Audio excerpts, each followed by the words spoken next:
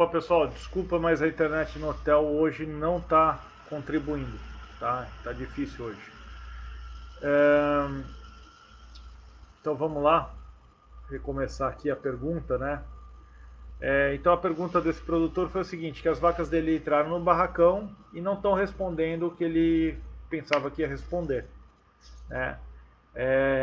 Eu questionei aqui DEL e essas coisas, e ele, o veterinário dele também tinha falado sobre DEL, e ele tá expondo muito esse ponto aqui. Realmente, se você entrar com vacas com um DEL muito alto, né, dias em lactação muito alto no seu barracão, quer dizer que essas vacas já vão estar mais para o final da lactação. E aí a chance dela conseguir responder com uma produção alta a todo o conforto que você está dando é menor. Então, você tem que manter a reprodução dessas vacas boa. Então, quando você está construindo um composto, quando você está fazendo, começando um projeto desse, foque em manter os seus processos dentro da fazenda bem feitos. Então, seu processo de todo o processo reprodutivo, de examinar a vaca pós-parto, protocolar, inseminar a vaca, diagnóstico de gestação, isso daí tem que ser tudo uma rotina. E você não pode perder essa rotina porque você está montando um barracão. Eu sei que é difícil fazer isso, porque muitas vezes a gente acaba sendo consumido pela obra, né? Mas temos que focar nisso daí, temos que focar em conseguir manter as coisas rodando. Do mesmo jeito eu falo de você conseguir manter os cascos saudáveis das vacas antes de entrar no composto. Então não pode parar de fazer pé de luve, não pode parar de casquear a vaca, você tem que manter esse animal bem. Toda a parte sanitária, né? Tuberculose e brucelose são um desafio, então faça esses exames, faça exame de tuberculose e brucelose antes de você colocar as vacas, porque se você estiver confinando vacas com tuberculose e brucelose, seu problema vai crescer muito mais rápido do que em vacas semi-confinadas ou em vacas a pasto, porque você está juntando todos os animais ali, então a chance de você ter problema é muito maior. Depois, você continuar com o seu calendário sanitário bem feito, fazer toda a parte de qualidade de leite, né? Então saber as vacas que, por exemplo, identificar as vacas de Staphylo aureus na fazenda, né? Fazer um programa de descarte desses animais, as infecções que são tratáveis, você tratar elas, continuar com o processo de ordenha bem feito, pré-DIP, pós-DIP, colocação de teteira bem feito, o melhor que você pode fazer, né, enquanto você está construindo. E uma coisa que é muito importante, principalmente quando você vai construir numa área que hoje as vacas estão alojadas lá. Você precisa ter outro espaço para deixar essas vacas. E você ter esse timing de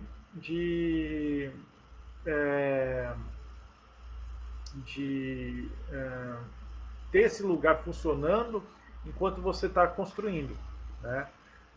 Então, quando você constrói um barracão de composto, geralmente você vai levar algo em torno de pelo menos 6 meses, tá?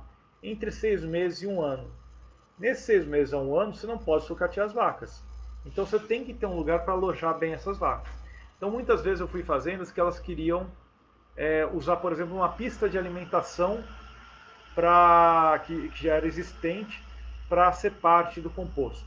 Ok, é uma ideia bem plausível, é uma ideia interessante e muitas vezes a gente faz isso.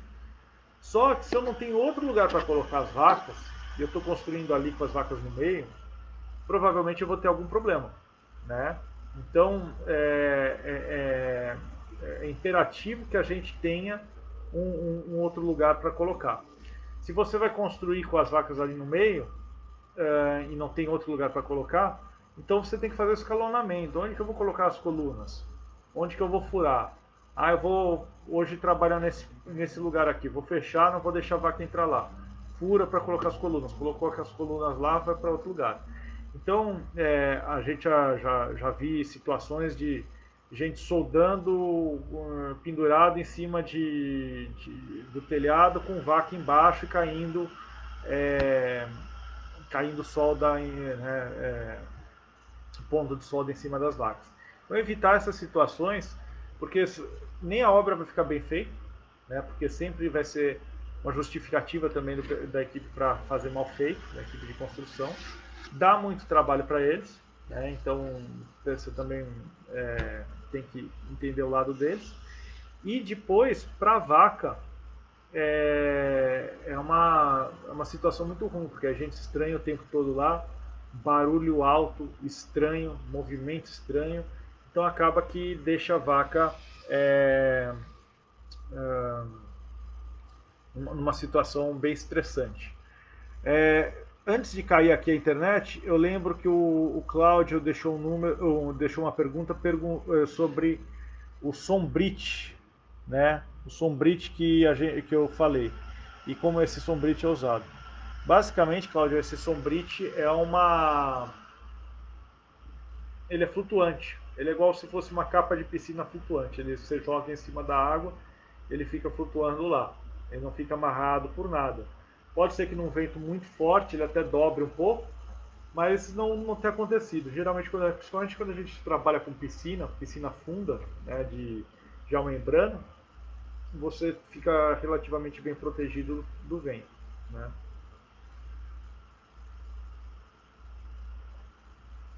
Uma pergunta aqui no zap do Antônio é sobre dejeto, né? Então, os dejetos que são produzidos no barracão e o que fazer com ele. Eu diria o seguinte, Antônio, que para cada tamanho de fazenda existe uma solução de dejeto. Então, para uma fazenda pequena, basicamente hoje o que a gente faz com o dejeto? Joga numa fossa, vem com uma chorumeira, pega tudo isso daí e espalha nas áreas de agricultura.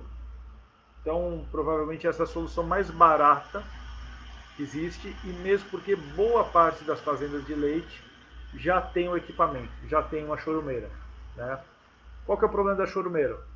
Dá trabalho, carrega muita água e pouco sólido, né? Você está transportando água, está consumindo diesel, tratorista para transportar água, e quando você está andando com isso daí na sua área de agricultura, você está compactando, né? Então, você acaba que você perde você não tem isso daí não é muito eficiente. Depois, você tem os separadores de sólido. Então você tem separadores de sólidos que são simplesmente caixas de decantação, elas são feitas de alvenaria, o sólido vai caindo nessa caixa, a parte líquida vai passando por uma tela ou uma grade e vai ficando o resíduo sólido, depois você vem com o trator, pega tudo isso daí e joga essa parte sólida, empilha ela, deixa ela terminar de compostar e joga na sua agricultura. E depois tem os separadores mecânicos. Os separadores mecânicos têm vários sistemas, tem sistemas centrífugos, onde você tem uma peneira que fica girando e pela própria força centrípeta você tira a parte líquida e a parte sólida pela própria força centrípeta também vai subindo e cai lá na frente. Então são sistemas mais baratos, mais acessíveis e que funcionam bem com volumes menores, então eles são indicados para fazendas menores. Depois você tem sistemas de rolo, onde você passa o esterco por um rolo, ele comprime esse esterco, a água cai numa canaleta e a parte sólida vai sendo retirada com raspador, basicamente, ela vai caindo numa outra esteira. E você tem os sistemas de rosca sem fim, em que você vai pegando esse dejeto, vai compactando ele, tirando a água, compactando ele dentro de um sistema de cilíndrico de peneira e vai compactando ele, tirando a água e vai saindo o sólido lá na frente. Então, para cada tamanho de fazenda, uma solução. né? O interessante é que você tenha uma solução que realmente seja viável para você e você consiga fazer ela todo dia. Mas você vai ter que mexer com os dejetos. Não é porque é um composto que você não tem dejeto nenhum, você vai continuar a ter ele. Mas a ideia é trabalhar com uma quantidade menor de composto, menor de dejeto, né? Então, eu vou falar assim, você vai ter uma quantidade bem inferior a um freestyle, por exemplo. Pessoal, já são quase 9 horas da noite. Eu vou encerrar aqui, mas queria agradecer a todos. É, então aí, pessoal do Santa Catarina e Rio Grande do Sul, quinta-feira eu estou por aí. Vou estar visitando aí a região de Missões, ali perto de Juí e tal, aquele lado, depois Chapecó também, e vamos estar perto de Erechim, toda essa região. Vou ficar vários dias aqui para o sul e precisando, vocês têm meu contato por aí, tá bom? Brigadão a todos, desculpa o problema da internet, mas eu estou hoje no hotel, então não dá para também cobrar muito deles. E eu agradeço aí pela presença e um grande abraço. Até a próxima.